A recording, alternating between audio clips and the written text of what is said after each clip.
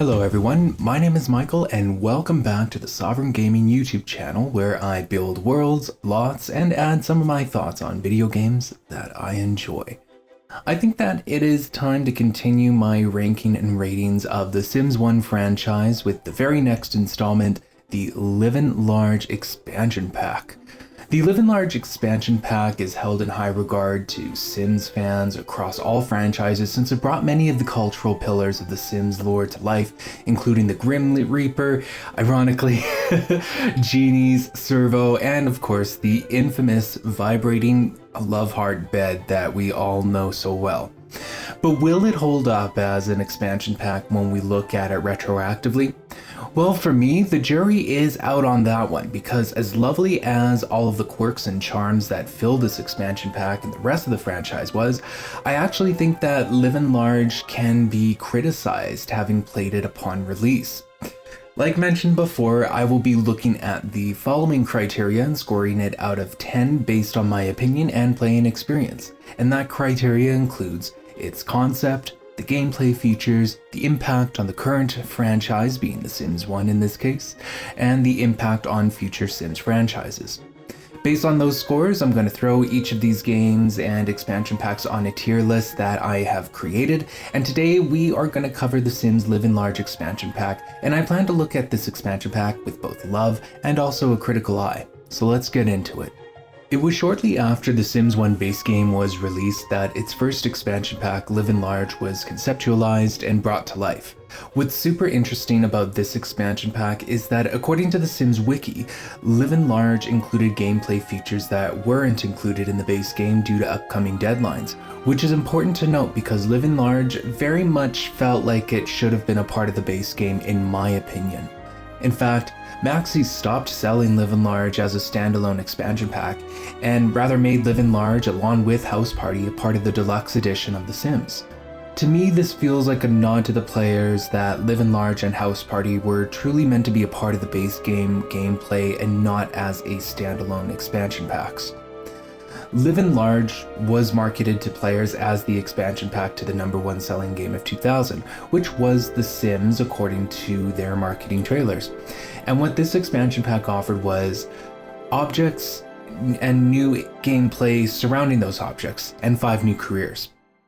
The other concept that was introduced in the franchise that would stick around for a very long time were the science fiction themes, and this included themes surrounding the new objects and introducing new NPCs such as the genie, the tragic clown, the Grim Reaper, and zombie Sims as well. On one hand, I want to be fair when it comes to judging this expansion pack because this was the first ever expansion pack conceived for The Sims, and so there's going to be some trial and error to learn what works best for the franchise. However, on the other hand, this expansion pack and House Party felt more like a glorified stuff pack that we know today. And I'm not talking about what EA considers a stuff pack these days with The Sims 4. If you look at all of the objects of Livin Large as single entries, there's a lot of lore and a lot of functions to be had in the game and a lot of gameplay surrounding each of those objects. But when you look at the objects of Livin Large collectively, it just doesn't easily fit under one common theme.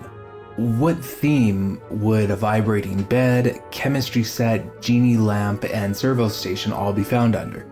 The answer? Livin Large apparently.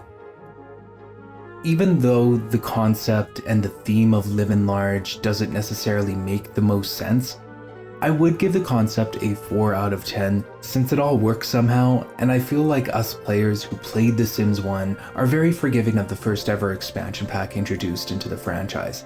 How it plays out is what I want to talk about next in the gameplay section.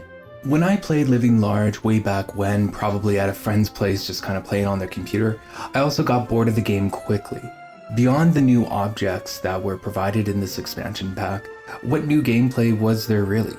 Sure, there were 5 new careers, but careers back in the Sims 1 days just involved your Sims getting into a car and spending time off screen to earn money to pay your bills. There was really nothing interactive about careers like we see today. Even in the Sims 2 days, if I remember correctly, some careers offered unique interactions that your Sim could perform if they were high enough in a specific career. I could be wrong on that, so feel free to correct me if I am wrong about those Sims 2 days. Anyways, this is one of those instances where back then I would actually consider these new careers as new gameplay features, whereas in 2023 I would criticize these careers as being rabbit holes paired with functional coding and good copywriting. Sorry to reduce the Sims 1 careers down to that for you. In the same breath, even though I would get bored of Livin Large gameplay, I honestly couldn't see myself playing the Sims 1 franchise without Livin Large. It would feel like something is missing, and it just might be some of the objects.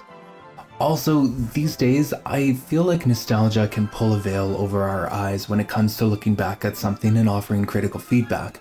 Not every piece of culture made back in the day was perfect, and when looking at Livin Large, I am not about to give out free points due to nostalgia.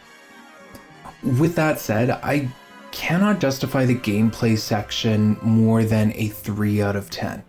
When you look at the franchise as a whole, there's really not a lot of gameplay being added into The Sims 1 from Livin Large.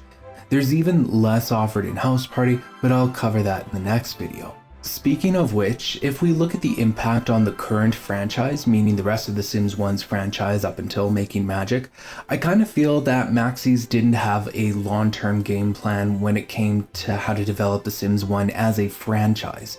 The Sims 1 up until Hot Date, I would argue, really felt more like an experiment that a company didn't want to risk a lot of money and resources into. Livin Large and House Party both felt like expansion packs that served more as experiments than anything else. They were kind of testing the waters to see if there was an actual community out there that backs The Sims. The impact that Livin Large had on the Sims 1 franchise was not necessarily an impact derived from its gameplay. Rather, Livin Large was an expansion pack that doubled down on The Sims 1's charms and quirks and helped to open up a wider spectrum of possibilities. What do I mean by that? Well, Livin Large introduced a lot of science fiction themes that still prevail in the franchise to this day. But taking it back to The Sims 1's franchise, these science fiction themes allowed Maxis to have a little fun with their franchise. I would even go as far to say that Livin Large helped birth the last Making Magic expansion pack, since the fan base was accustomed to these science fiction quirks already. You see, The Sims 1 could have really doubled down on its realism style gameplay with its limits of the supernatural being ghosts really.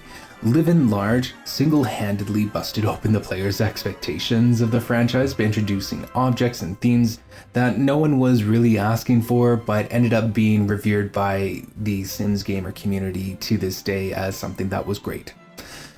When looking at Livin Large's impact on the rest of the Sims 1 franchise, I would actually give it a 7 out of 10. I think that the themes that it introduced helped to set up some of the best expansion packs in the game, and I also think that Livin Large really helped to cement the Sims cultural lore in the hearts of Simmers everywhere. Now let's talk about its impact on future franchises. I'm giving the Livin Large expansion pack an easy 10 out of 10 when it comes to impacting future franchises, and I'm gonna tell you why. Firstly, the whimsical cultural tropes and quirks were iconic to the Sims 1 series and to future franchises going forward that exist till this day. We've already discussed this. Secondly, and something that goes very understated, is that I would argue that Livin Large ushered in the idea of stuff packs as introduced to the community in The Sims 2. Why is that? Well, at the end of the day, Livin Large was just a collection of objects with rabbit hole careers. These days, this is actually a lot more gameplay than what gets offered to us in standalone stuff packs with The Sims 4. But here's the thing, Livin Large proved that players would be willing to pay for just new objects. It really served as that blueprint for stuff packs and all of that. I bet that Livin Large was referenced when EA or Maxis were in board meetings conceptualizing The Sims 2 Holiday and The Sims 2 Family Fun stuff packs. The biggest difference being the price point and the amount of unique animations that were needed to add into this game. As mentioned before, essentially Livin Large really served as a blueprint for a new product that EA can offer to a loyal fan base. Even though stuff packs offered less than Livin Large, the corporation knew that players were willing to pay for new objects from a company and franchise that they trusted. This new business model has generated millions for EA, and that is why I am giving the Livin Large expansion pack a 10 out of 10 when it comes to its impact on future franchises, because each succeeding franchise that came after The Sims 1 included a collection of stuff packs, And I personally don't think that that would have been possible without Living Large existing and proving that players are willing to pay money for just objects offered within a pack. When adding up all of the scores, the Sims 1 Living Large expansion pack gets a 24 out of 40, putting it in the good category. I feel right about this rating since placing it in the middle of the tier reflects the cultural and product development impacts it has had on future Sims franchises, while also not giving it more credit than it deserves when looking at gameplay within an expansion pack context. There are players out there that say Living Large was underrated, but I honestly think it was just good as Maxie's first expansion pack for The Sims. It really wasn't mind-blowing even for the early 2000s when you look at the rest of the Sims 1 franchise. And if I'm going to be honest, Living Large would make the best stuff pack out of all of the Sims games if it was recreated as it is in 2023. But unfortunately, it doesn't make a great expansion pack, just a good one. Even in its own franchise, it isn't the greatest expansion pack of the 7, in my opinion. And when comparing back to the Sims 1 base game, I gave The Sims 1 a lot of credit due to it being the first of its kind ever in the 3D video game space. And to be transparent, I was a little harder on Living Large because it isn't the first of its kind in the 3D video game space since Maxis had already released the Sims 1 base game, and I strongly think that trading an analytical perspective for nostalgia is a mistake when it comes to rating games as they are. Does my heart flutter a little when I see a reference back to something from The Sims 1 such as a vibrating bed? Of course. Or maybe it's just heart palpitations. Anyways, I just wanted to say that there's nothing wrong with feeling nostalgic for The Sims 1 and for Living Large, but that very same nostalgia can cloud judgment when it comes to stepping back and asking ourselves, is this game actually good, or am I just remembering having good times playing it? If you enjoyed this review and my thoughts on The Sims 1 Living Large, then feel free to leave a comment, like, and subscribe. Helps me to beat those pesky YouTube algorithms, and it also helps to grow this channel. But furthermore, I just wanted to take a moment to say thank you for watching and that you are more than welcome to share your thoughts and memories on Living Large in the comment section below. Up next, I'll review the Sims 1 House Party expansion pack, and I gotta say I get a lot more critical with it. Anyways, thank you again and have yourself a wonderful day.